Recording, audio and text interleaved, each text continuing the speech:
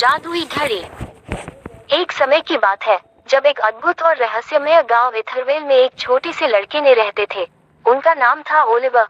Oliver बहुत जिज्ञासु और कल्पनाशील था, हमेशा अपने चारों ओर की दुनिया में साहस ढूंढ रहे थे। एक दिन जब उन्होंने अपने पूर्वजों के घर की छतरी में खुदाई की तो वो एक धूलित पुरानी संदूक में मिली जो भूले हुए कोने में संग्रहित थी। आकर्षित होने पर ओलिवर ने सावधानी से संदूक खोली और उसमें सजी हुई वॉच पाई। वॉच कुछ ऐसी था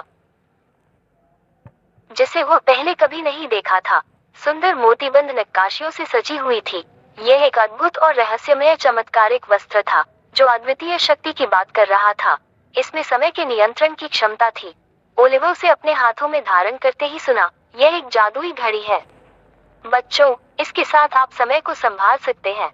ओलिवर की आंखें आश्चर्य से फूल गईं जब उनको ये बात समझ में आई कि इस असाधारण चमत्कारी वस्त्र में कितनी सामर्थ्य निहित है। उन्होंने उत्सुकता से वॉच को धीरे धीरे गति देने और स्वर्णिम हाथों को घुमाने का प्रयास किया। उनके आश्चर्य की निगाह में आसपास का समय ठहर गया। लोग अचल हो गए, पंछी आधी उड़ान पर ठहर गए और पत्तियां अपने गिरने के मध्यम में थम गईं। ओलिवर ने अपनी नई प्राप्ति की शक्ति के साथ समय को नियंत्रित करने का आनंद लिया, जैसे वो इसके द्वारा मिली स्वतंत्रता का आनंद उठा रहा हो।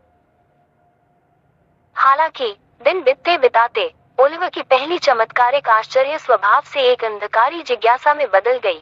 वो वॉच का उपयोग अपनी लाभ के लिए करने लगे, समय को थमा देते जब वह चाहते थे, चोरी या शरारती शरारतों के परिणामों को बदलने के लिए। उनका दिल उत्साह से भर गया और वो समय पर नियंत्रण के अपने अधिकार पर नशे में भिगो गए। ओलिवर को अनजाने में हर बार जब उन्होंने समय के प्राकृतिक प्रवाह में हस्तक्षेप किया, इथरवेल के अधिवासियों के बीच एक छलांग फैली। दिन रात में बदल गए, फसलों की खारिफ हो गई और पहले हरे भरे गांव का चमक चुराने लगी। निवासी चिंतित हो गए, उनके दिलों में एक अन्यायबाज उदासी का आभास होता था। एक दिन जब ओलिवर ने स्थानीय मेले में समय ठहराने की कोशिश की, उन्होंने अपनी वॉच गिरा दी।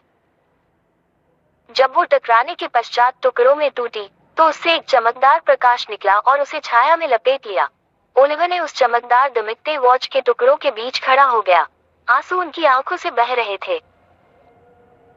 उन्होंने अपने कार्यों के परिणामों की परिस्थिति को समझा और उन्हें याद आया कि कैसे उनके निर्णयों ने उनके प्यारे गांव को पीड़ित किया था। प्रायश्चित करने का निर्णय लेते हुए ओलिवर एक मिशन पर निकला ताकि वो जिस जादुई वॉच को गलती से टूटा था उसे पुनः स्थापित कर सके। वो दूर दराज यात्रा की ओर निकला, प्राचीन ज्ञान का अनुसरण करते हुए और चमत्कारिक वस्त्रों की एकत्रित करते हुए इथरवेल को चंगा करने की उम्मीद में। उनकी मेहनत और संग्रहण के परिणामस्वरूप उन्हें ये ज्ञात हुआ कि असली जादू वक्त को नियंत्रित करने में नहीं, वरन वर्तमान की सराहना करने और हर बीतते पल की सुंदरता का महत्व मानने में निहित है। वर्षों बाद इथरवेल फिर से फलती फूलती हो गई, उसकी जादूगरी पुनर्स्थापित हो गई। ओलिवर अब एक ज्ञानी और विनम्र आदमी बन गया और वो इथरवेल की जादूगरी विरासत का प्यारा निर्भर बन गया। उन्होंने आने वाली पीढ़ियों के साथ जादूगरी वॉच की कहानी साझा की, जो उन्हें समय के अलावा उसके नियंत्रण में हमेशा सत्य मानने की चेतावनी देती है। और इसी तरह जादूगरी वॉच की कहानी एक अजनबी कहानी बन गई, जो सभी जिसे सुनते हैं उन्हें याद दिलाती है कि वक्त अनमोल है और हमें हर पल का आनंद उठाना चाहिए। जिस तरह ओलिवर ने अपनी गलतियों से सीखा और वास्तविक मूल्य को पहचाना, उससे हमें ये सिखाने की जरूरत होती है कि हमें अपने सामर्थ्य का सदुपयोग करना चाहिए। ओलिवर के उदाहरण से प्रेरित होकर लोग इथरवेल में वॉच के प्रयोग को संयमित करने लगे और उसे सिर्फ समय के मापदंड के रूप में देखने लगे। उन्होंने